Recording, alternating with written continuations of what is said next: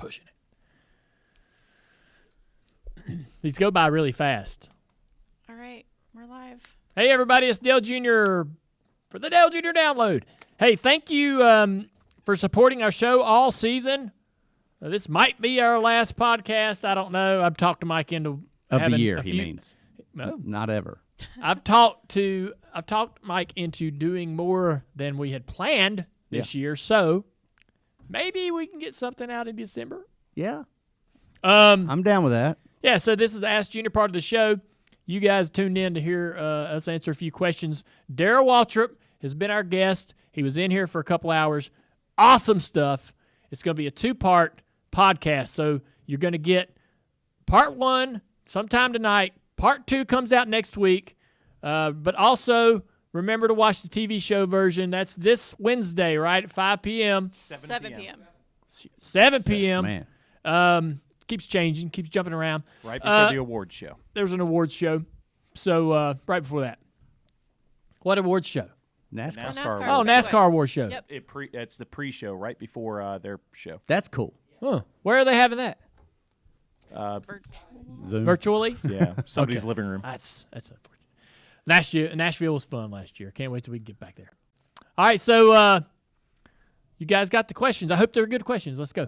Yep, our first question coming from Kyle Lawler. He caught his first taste of Lost Speedways, which aired in Canada on the History Channel, and it got him thinking, do you have any Canadian tracks mapped out for future visits? Hey, just do me a favor and share with all your friends up there in Canada that we're now on the History Channel with Lost Speedways. They've been wanting to figure out how to watch it. There's your opportunity. What was the question? Do you have any Canadian race track? Yep. Matthew, what's our hurdle? Number 1. Well, right now we had one. We can't go across the border right now because of COVID. But we had one. We had one we wanted to go see. We want to go see, and that was the problem. That was the problem. So there are several in Canada that we're interested in. We have a lot of. We do log tracks in Canada on the map. Kyle Rizak, our boy in Canada, is several the man up there. Several hundred racetracks on our map that we will we'll be looking at. We certainly want to get up to Canada and make that part of our Lost Speedways catalog. We had a track in that we wanted to put in the show, but couldn't get across the border to be able to do it. And eventually, hopefully, we'll be able to get to tell its story. It's a pretty cool one. All right, we're getting a ton of questions about the next-gen test that they had yesterday at Charlotte on our YouTube chat here. So have you heard anything about it? Nothing that anybody else hasn't heard on the social media handles. Kurt Busch shared quite a bit about how he felt the car was going to be great. Martin Truex Jr. said the car drives really good.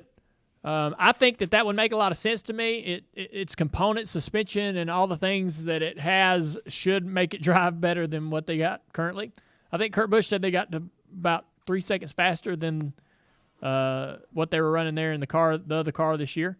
But I looked at the back straightaway chicane's a little funky because it's not quite all set up, so I think they're going through there a little faster than they typically would on a regular race weekend. But anyways, the car looks like it drives way better. Steering, changing directions. It seems to be more adaptable to a road course than the current race car that we have. Our next question coming from Daniel Harper. Junior Motorsports keeps finding future champions and putting them in rides. Who's responsible for finding talent? What processes do you guys go through evaluating prospective drivers? It's all chance. I'd love to take credit for all of the guys that we've developed, but someone puts a bug in your ear somewhere. With Martin Truex Jr., for example, Richie Gilmore came to me and said, there's a guy that I think we need to take a look at.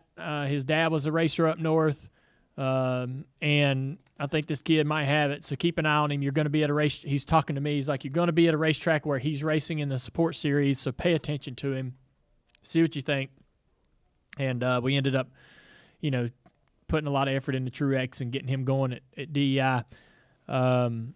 With Brad Keselowski, I'd raced against Brad and recognized his talent myself when he ran that truck for Jimmy. What was his name?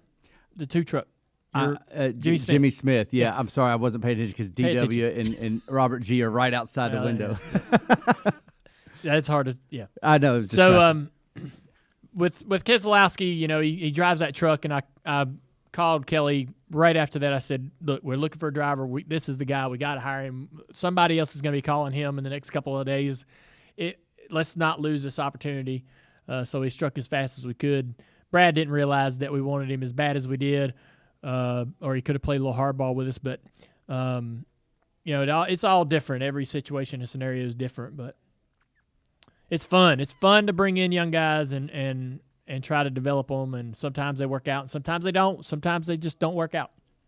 Our next question coming from Joseph Hutzler on YouTube. I was asked what sports broadcaster I consider to be synonymous with my childhood yesterday. What say you? Eli Gold, Ken Squire, another sport? My favorite broadcaster, and I was just talking to somebody about this the other day, Ken Squire. He had these sort of Squire-isms, as they're called, where he would describe the cars going around the track. A restart at Daytona, as the cars come down the front straightaway and turn down into turn one, he'd say something like an avalanche, he would use words that everyone knew to describe the action, and he gave you a real sense of the urgency and the energy.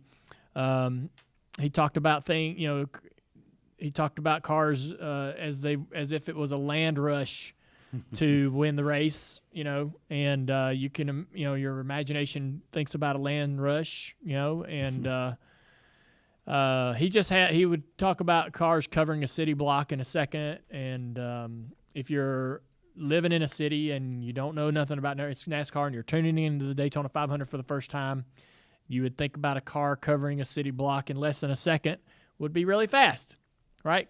And I don't know. He had all these little Squire-isms that I really enjoyed.